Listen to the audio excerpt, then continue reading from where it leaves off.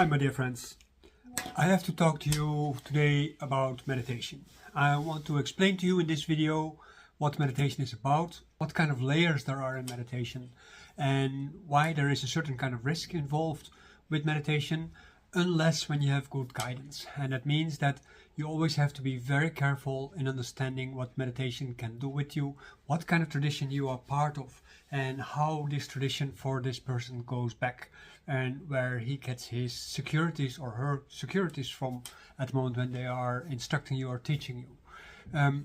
These kind of things, the tools that I give you in this video are going to be invaluable if you want to learn how to meditate.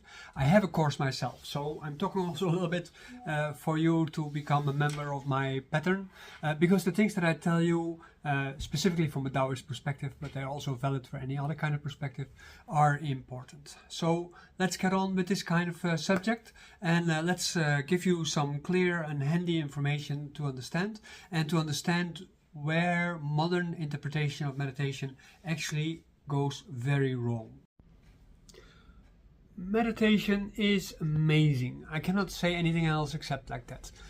When I was young, I was a regular user and abuser of drugs, alcohol, sex, whatever you can imagine, you know, that people could do to keep themselves excited or excitable, I would do. I didn't think much about it because I was a little bit of an airhead and didn't have much idea of the consequences. I've seen junkies, I've seen people beating other people up and so on. So as a result of that, gradually some things dawned to me, and when I started doing more actively what I have already learned before, because I started learning to do meditation, yoga, qigong from when I was about 11 years old to help me deal with my kidney problems, I only saw it as a skill to help me with my kidney problems.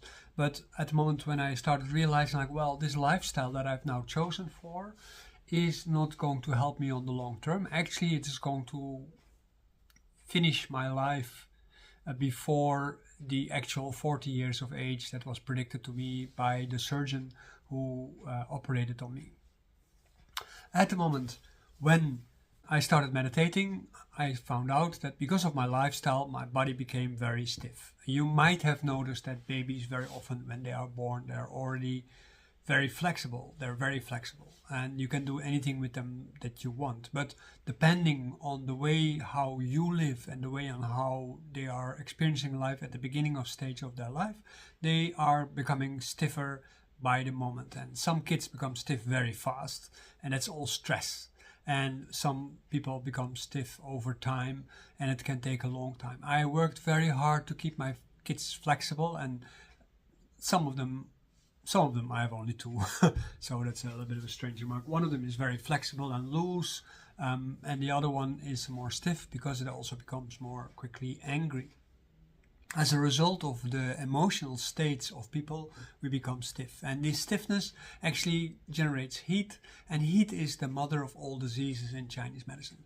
And as a result of that, your emotional state contributes to your aging process and to the enlivening of your life. So if you're a parent, I have a whole app for parents, how to educate your kids on a health format within Taoist ideas and Taoist practices. But primarily, at the moment when you are facing yourself, you're looking in the mirror or you're watching this video and you're looking at me, you're listening to me, and you say like, oh, what am I doing wrong? Then the most important part is emotional states, being very excited, or in a positive sense or in a negative sense, being stiff. And these two things together, these are basically the most important hindrances towards success. If you want to meditate and you want to do it for a spiritual goal, it is exactly the same. So if you are an excitable person, don't count on any spiritual development. So first, calming your emotions, that's a very important aspect, and that is actually why Vipassana exists. Vipassana is there to separate you from your emotions and to make sure that you can observe things as they are. That's a very important part, because at the moment when you cannot observe the things as they are, and at that moment you're looking at them through the lens of your emotions and through the lens of your feelings. And no, I am not saying you shouldn't have any feelings or emotions, because it is actually really very hard to have that, and it's very impossible. There is no psychological disturbance, except maybe psychopaths or sociopaths in a particular way, that can put away particular kind of feelings, but all your feelings is very difficult to put aside.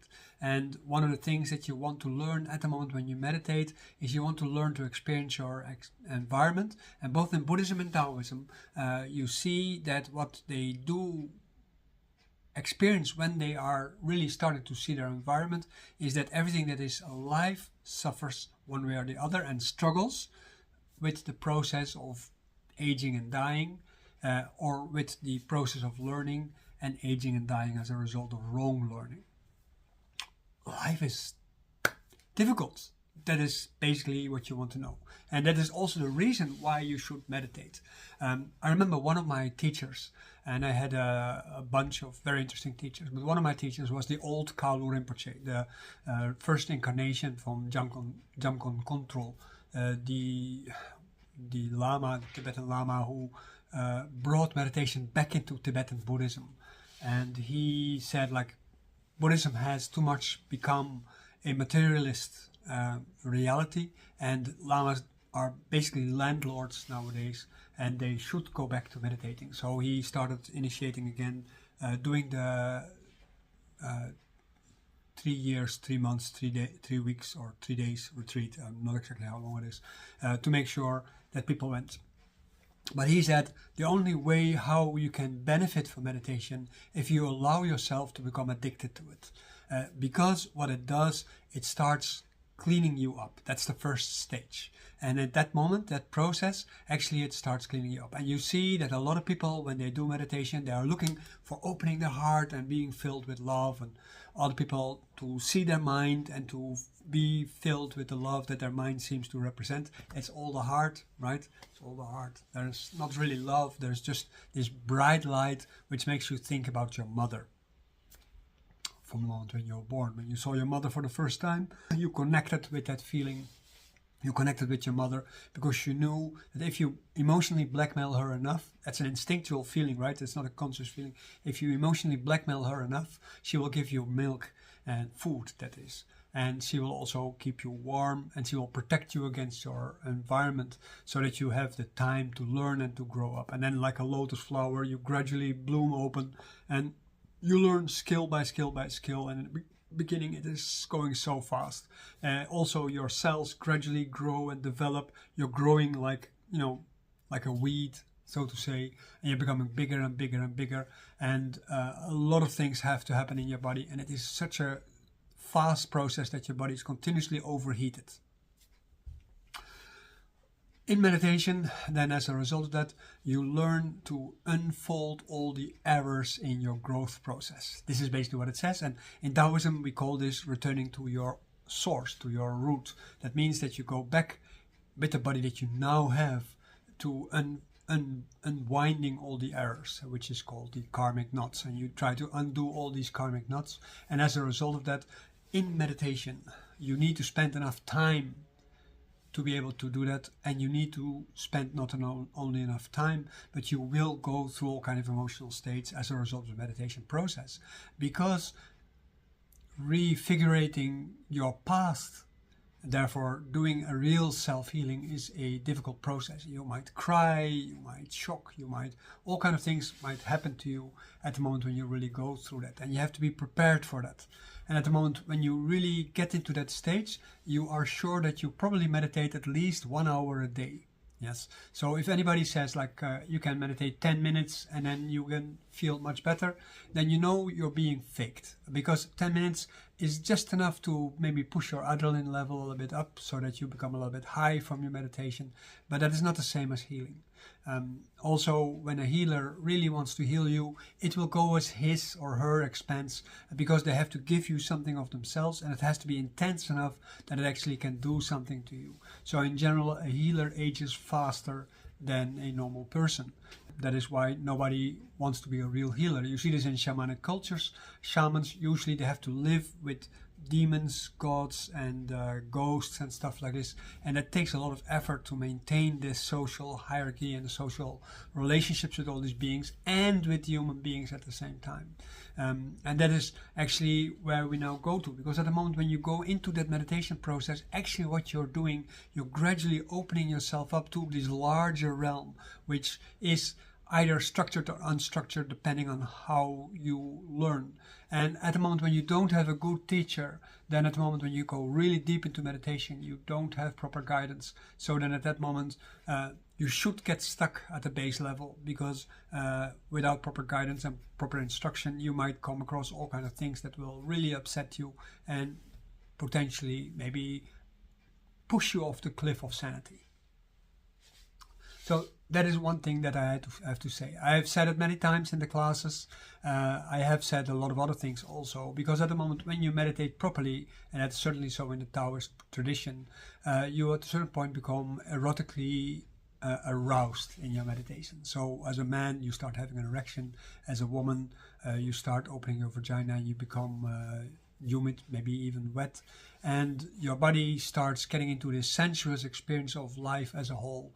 And you can see that some traditions, they are very much stuck in that experience and they go for that because that is important to them. But at the moment when you are wanting to really go deep in meditation, you have to pass that stage. At the same sense, at the moment when you go get all these emotional states, you have to get past that. At the moment when you started getting into the stage where you get all kind of ideas and you think like, oh, these are important, I have to write them down, and so you interrupt your meditation, you have to get past that stage, right? So these are all kind of stages that you go through, which are very inspiring, sure, but at the moment when you are going through these stages, that means you're an absolute beginner, right? So you have to get past these moments, and then at that moment, at a certain point, you get to the second level.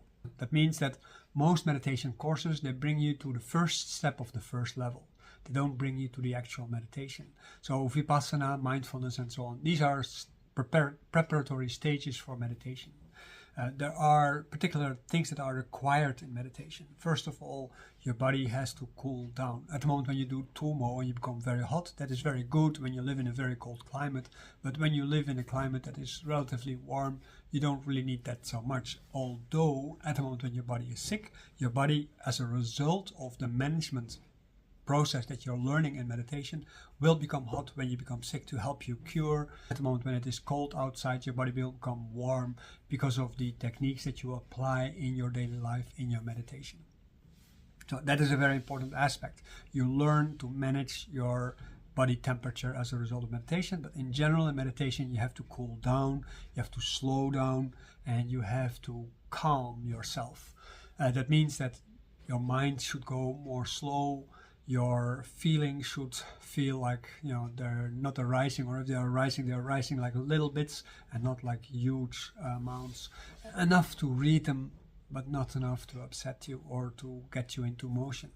At the moment when your body is stiff, you need exercises to help you overcome your stiffness. Things like yoga, stretching, like what we do in the breath yoga as a preparation for meditation, or what we do in the play yoga in our Daoland classes. These are techniques that have to help you to maintain your body's flexibility in general. That is what yoga is for. At the moment when you go into deeper practices like Dao Yin, or you go to Tai Chi Chuan, then you learn to put practices into a more deep perspective. In modern Dao Yin is similar like Qigong.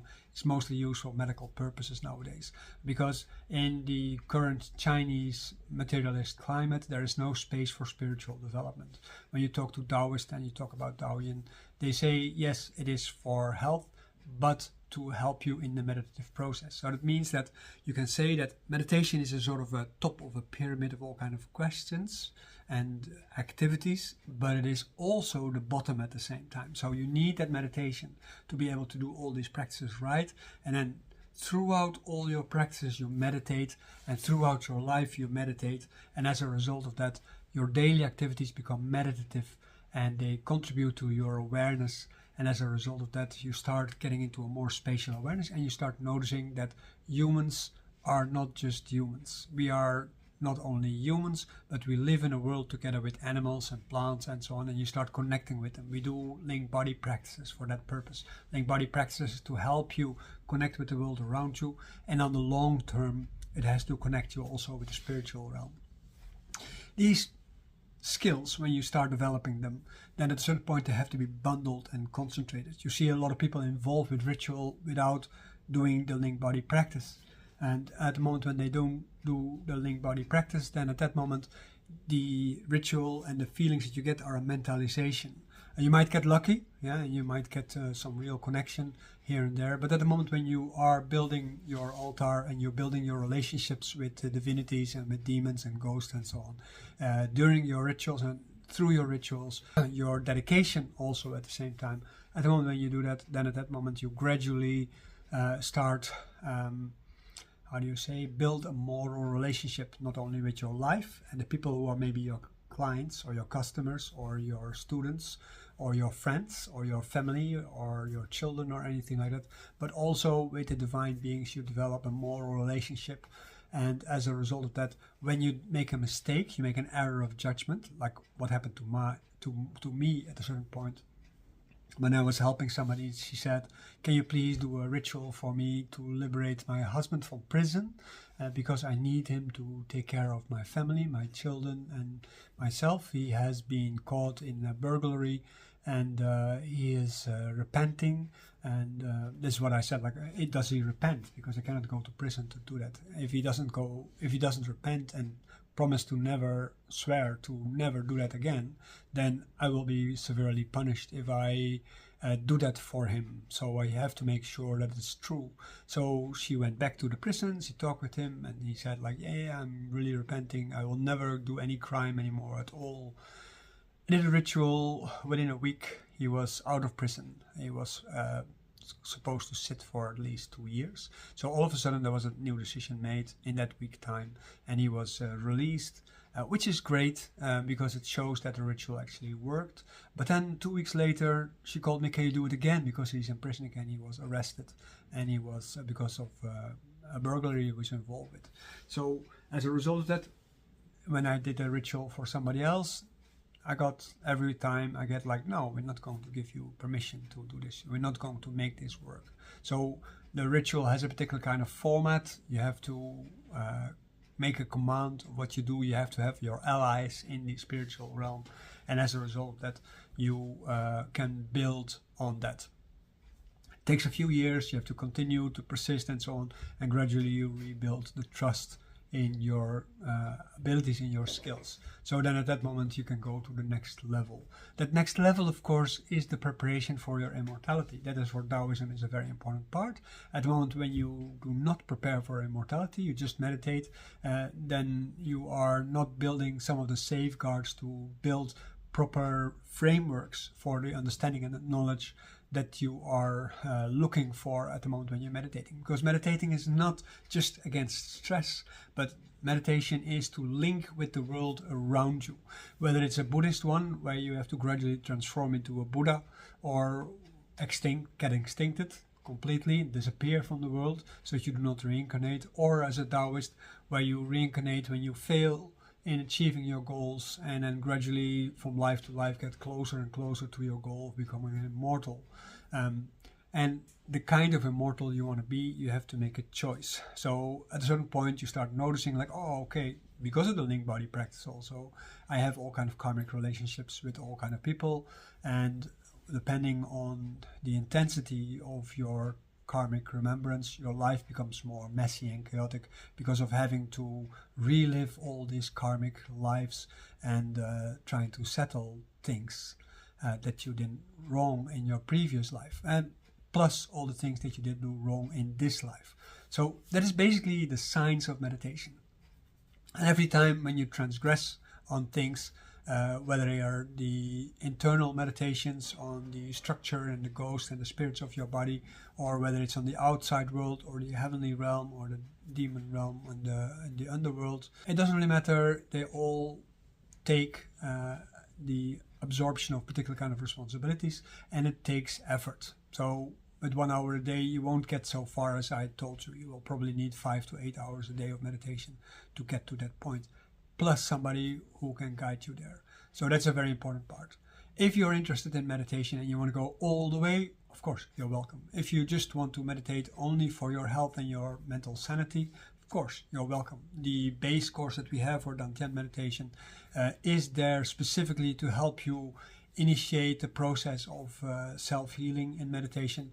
And then you have to still do a lot of work, because meditation is a lifelong skill. You cannot just do it every now and then because that doesn't work. Then you can better start drinking. At the moment when you are doing the Dantian meditation, then at that moment you go, how do you say? I don't, my daughter, look, come here. My daughter is asking me under the table, can I go outside? This is of course in Dutch, but she made a note because she wanted to go outside and she didn't want to disturb me while I'm recording. Very kind, very sweet, but very funny also, so I couldn't stop laughing. All right, what I wanted to say is about this Dantian meditation cycle. It's a 100-day cycle, and you have to understand you can't meditate just 3 days a week. It will take forever before you get any results. You have to make sure that you reserve 1 hour a day for at least 100 days. Depending on how much karmic luggage you have, it will take longer or shorter, but you have to meditate every day. If you interrupt, it doesn't really work. I tried that in the beginning, it doesn't really work. You don't get to the point where you can take control over your Dantian. You still have to do these 100 days minimum. You have to do something on the side to flex your body. In the course, you have all kind of exercise to help you with that. So that is a good beginning. And in the course also you have several shoyin. These are hand forms that have to help you to focus your attention. There is particular kind of language things that are very important. Concepts like mind and so on are all very important. But in the West, everybody is nowadays talking about energy. Forget about that term. Just forget about it. It is not important at all. You talk about the water metabolism of your body at the moment when you talk about meditation. When you talk about mental focus, this is your shun. Your shun is depending on the qi. That means that everything has to function properly. At the moment when it doesn't function properly, that is because the jing is not good. And the jing is not a substance that you have somewhere in a vial in your body, your testicles or your womb or any other place, the base of your tail. Something that is an action that you are performing at all times, namely to keep your body actively coherent. Your body normally is a bag with bones and meat and stuff like that, and it is functioning much like a potato bag that can walk. So that means that basically it is clumsy, and the more clumsy you are, the more your jing has been degraded. So the chances that you age fast is also much bigger. So that is why in Tai Chi Chuan and Daoyin and so on, the first thing you learn is Jing Gong. Jing Gong is to learn how to develop your Jing. In meditation, Jing Gong is very important. At the moment when you develop Jing Gong, you start developing the first aspects of your Shun, your awareness. So as a result of that, Jing Shun also is a unit in your meditation process, and you have to develop these kind of things. At the moment when you do that, you start becoming more aware of your body and of your body posture, and therewith you can also regulate it better and better, and that is a very important part. Well, I think I have covered almost all the important topics at this moment that are relevant for this. I've been watching several videos from people who are talking about meditation over the years, hundreds of these kind of videos. And I sometimes look very upset when I do so because of the nonsense that people are talking about. And I don't want to brag about my own skills or anything like this, but I do meditate now for about 50 years. And I have done so with much pleasure, but also with much pain. And that is a very important part. I've also run the risk, like everybody else, at a certain point to go off the cliff with my mind and start, well, hallucinate. You will hallucinate at a certain point, and you will even at a certain point start having communications with ghosts, spirits and so on. These are all normal things, but you have to have a proper guidance to get to that point, and you have to be warned at the same time. Recently I saw a few videos of people saying like, well, why did nobody warn us about these kind of risks? I always warn all my students about this. So it's very important to understand that this is a risk, and you have to wait at a certain point until you have proper guidance before you go further. There's, for instance, one stage where I was in meditation, and I fortunately had a good teacher to help me with that. I did do a 72 days meditation retreat, and in that meditation retreat, the idea was that I would link with, it's a Taoist practice, by the way, not a Buddhist practice. And in that 72 days retreat, I was not eating, and so I became very thin. I was meditating most of the time. I was not really moving very much.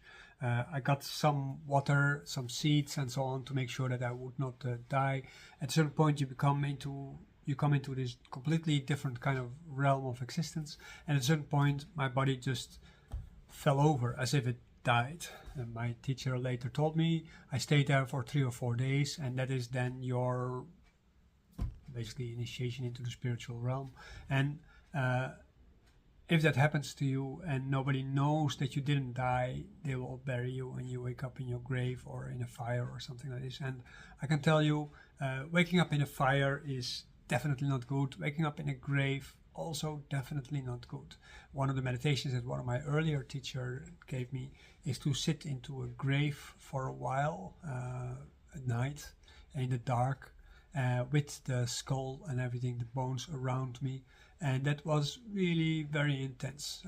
So these kind of practices, they are really very important within these kind of spiritual trainings when they want to bring you to a very deep point. And these kind of things, they stay with you for the rest of your life. So proper guidance is really very important.